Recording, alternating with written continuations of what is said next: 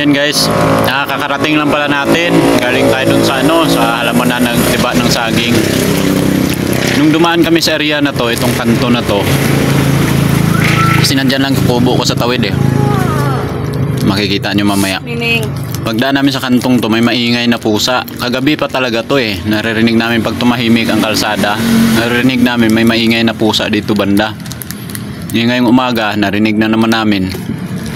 Kaya hinanap namin. Ayan. Kapag ang asawa ko mahilig talaga to sa pusa, kaya ako ring eh. Ayan. Sa bahay doon sa Daranak, dami naming ampon doon, aso at pusa.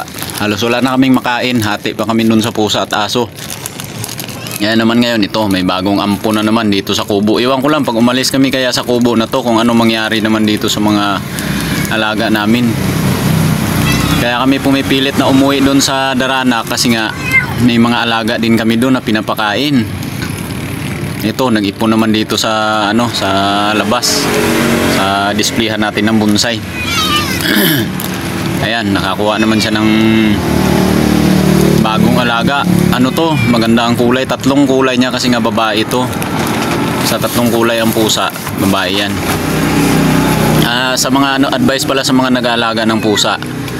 Ang ugali ng pusa nanggagaling sa pagdisiplina ng may-ari.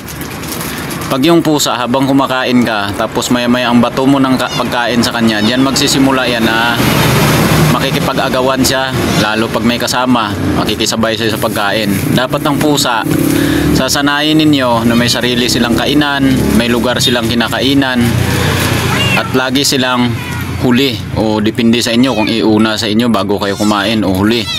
Basta maghihintay ng oras yan, mag-aabang yung mga yan.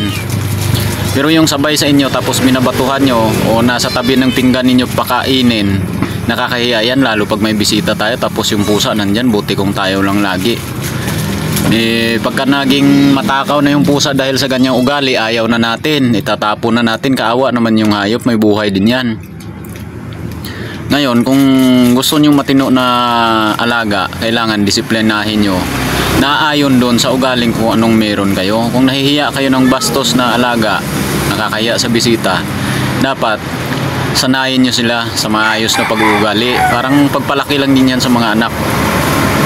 Hubugin ninyo nang naaayon sa kung ano ang gusto ninyo. Kaya yan guys, ganun lang talaga ang buhay. Sa dami nga ng alaga namin doon sa bahay, hindi ko na alam. Buti na lang may kapitbahay rin ako doon na mahilig sa hayop at pinapakain din nila. Kasi talagang nagugutom guys, kasi nga itong hanap buhay natin, hindi naman tayo yung may kaya na minsan kinakapos din, isang kahig isang tuka lang. Siyempre bilang tao siguro ganito ang nararamdaman natin sa hayop na may buhay din, kaya parang masakit sa loob kung pinabayaan na nga sila, nakita na ng iba pabayaan din.